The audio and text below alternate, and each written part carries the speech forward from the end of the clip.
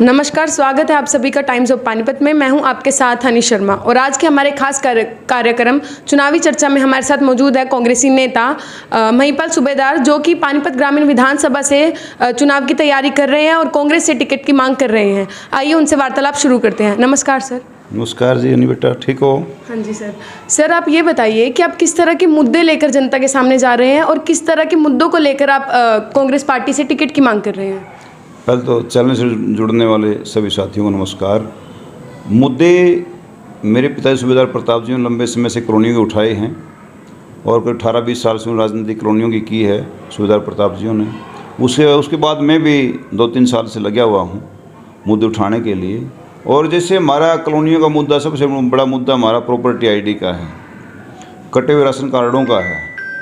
उसके बाद हमारा जो है डेवलपमेंट चार्ज का है। शहर के अंदर 120 रुपये गज और कॉलोनियों में 324 रुपये गज। और जो फैमिली आईडी के कारण जो दिक्कतें आ गई थी, पेंशन वगैरह कट गई, विकलांग पेंशन, विधवा पेंशन, बुढ़ापा पेंशन और इस तरह अन्य जो सुविधाएं मिलती थी सरकार की तरफ से, वो कट गई थी। उसके लिए हमने मुद्दे उठाए और कई बार मुद्दे उठा चुके हैं, धरने भी दे चुके हैं। तो अब तक कोई ख़ास इम्प्रूवमेंट उसमें सरकार की तरफ से सकारात्मक जो परिणाम नहीं आए हैं। हाँ, एक ज़रूर आया था, जब राशन कार्डों का हमने के लिए धरना दिया था तो खट्टर साहब ने थोड़ा यहाँ सर्वे करवाया था। उसके बाद कुछ राशन कार्ड जुड़े थे और ख़ास परिणाम सरकार की तरफ से जो परिणाम अच्छे आने चाहिए थे वो नहीं आए।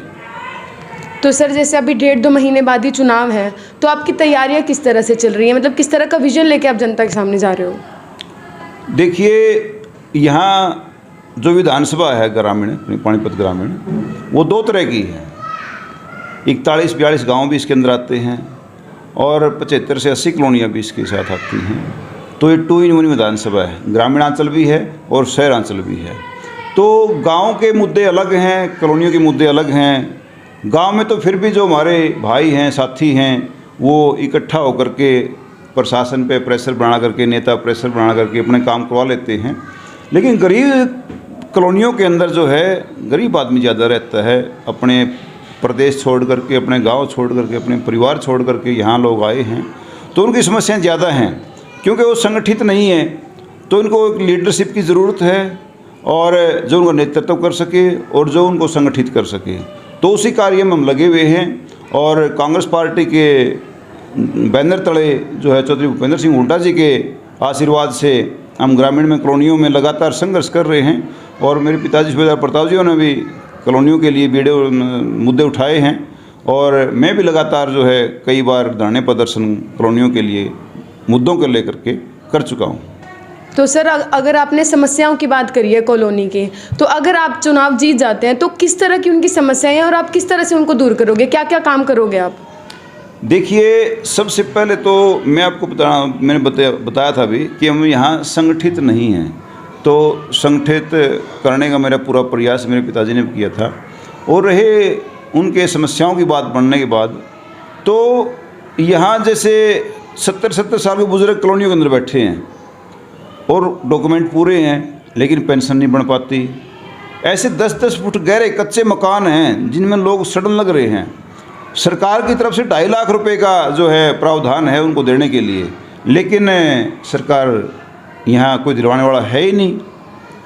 और जो गरीब परिवारों की कन्याओं की शादी के टाइम में जो सरकार की तरफ से हेल्प मिलती है कन्यादान के रूप में, वो 1-2% परिवारों को मिल पाई आज तक, लेकिन ज़्यादातर परिवारों को नहीं मिलती। तो इस तरह की जो समस्याएं हैं, ये सुविधाएं मिलनी चाहिए सरकार की। वे कहती है भाई इन सुविधाओं को लोगों तक पहुंचाओ, गरीब आदमी तक पहुंचाओ।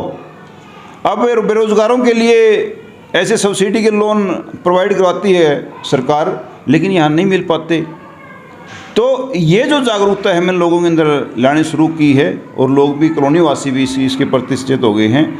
और अगर ऊपर वाले के आशीर्वाद से और जनता के सहयोग से मैं विधायक बनता हूं, तो इस तरह की जो मूलभूत सुविधाएं मिलनी चाहिए सरकार की तरफ से, मेरी जेब से कुछ नहीं जाना, सरकार की तरफ से गरीब आदमी को सहायता मिलनी चाहिए, उसका मैं पूरा भरसक प्रयास करूंगा और पूरे 24 के 24 घंटे जो है जनता को देने का काम करूंगा। और उनके जो मैं मुद्दे आज उठा रहा हूं, प्रॉपर्टी आईडी का है, फैमिली आईडी का है, डेवलपमेंट चार्ज शहर के बराबर करने का है, या और कोई अन्य ऐसा मुद्दा है, तो उसको हम जड़ मूल से ख़त्म करवाने का पूरा भरसक प्रयास करेंगे और करवा के रहेंगे।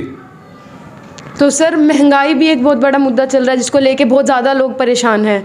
तो अगर आपको टिकट मिल जाती है तो आप उसको किस तरह से दूर करोगे, उसको कैसे फेस करोगे? देखिए, मैं समझता हूँ कि ये मेरे लेवल से बाहर का मुद्दा है, ये बड़े नेताओं का मुद्दा है, लेकिन फिर भी जितना हमारे से हो सकेगा उसके लिए हम जो है भरसक प्रयास करेंगे।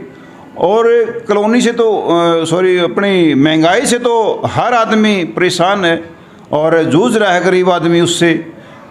गरीब आदमी रसोई चलाए, बच्चों को पढ़ाए, या बीमारी सिमारी जो उनको परिवार में कभी आ जाती है ऐसी, उसको संभाले, तो गरीब आदमी उसी में जो है कोल्लू का बैल बना हुआ है। तो सर, अगर बात करें पानीपत ग्रामीण के इलाकों के रास्तों की बात करें, जैसे बरसत रोड हो गया, बवैल रोड हो गया या सनोली रोड हो गया, तो यहाँ पे रोड की जो स्थिति है वो बिल्कुल ठीक नहीं है। जो सीवर का पानी है वो लोगों के पैरों में आता है और बहुत गंदा सा पानी, जैसे कावड़िया आ रहे हैं उनको भी इन समस्याओं का सामना करना पड़ रहा है। तो इस पर आप क्या कहोगे? देखिए अन्नी बेटा, आपको बताना चाहता हूँ, ये मुद्दे उठाते उठाते प्रेस वाले साथी भी शर्मान लगी है और जो विपक्ष के साथी हैं उनको भी ये मुद्दे उठाने में शर्मान लगी है। लेकिन मौजूदा सरकार में जो हमारे यहाँ विधायक जी हैं, सांसद जी रहे हैं, नए सांसद जी बने हैं, उनको शर्म ऐसी नहीं आती कि इनको ठीक करवा दें। ये बरसत रोड हुआ, सोनली रोड हुआ, कुटानी रोड हुआ, और छोटे छोटे ऐसे और रास्ते भी बहुत हैं जो आज तक सालों से 10-10 साल से ऐसे ही पड़े हैं। आपने बहुत मुद्दे उठा लिए, हमने भी उठा लिए, लेकिन उनके सरकार के कानों में जूं नहीं रेंगती। तो सर, ये तो वो हो गया ना कि मुद्दे उठा लिए, लेकिन अगर आपको ये टिकट मिल जाती है, आपको अगर विधानसभा का चुनाव आप जीत जाते हैं, तो आप इस पे क्या करोगे? मैं एक बात आपके चैनल के माध्यम से कहना चाहता हूँ, मेरे को नहीं पता विधायक के अंदर क्या ताकत होती है, कितने वो काम करा सकता है, लेकिन मैं अपनी तरफ से पूरा एफर्ट्स लगाऊंगा और पूरा भरसक प्रयास करूंगा, पूरा टाइम दूंगा इन मुद्दों को जो है सॉल्व करवाने के लिए। तो जिस तरह की आपकी तैयारियां चल रही हैं, जिस तरह का विजन लेके आप जा रहे हैं, तो आप चाहते भी हैं कि आपको जीत हासिल हो, तो आप जनता से किस तरह की अपील करना चाहोगे? मैं जनता से एक अपील करना चाहता हूं कि अब की बार बदलाव ज़रूरी है और चौधरी भूपेंद्र सिंह हुड्डा जी ने पिछले 10 साल का जो शासन उनका रहा है वो बहुत बढ़िया रहा है और गरीब आदमी के लिए कल्याणकारी योजनाएं उन्होंने चलाई हैं और आम आदमी को चौधरी भूपेंद्र सिंह हुड्डा जी ने कांग्रेस के राज में जो है फ़ायदा पहुंचाने का काम किया है।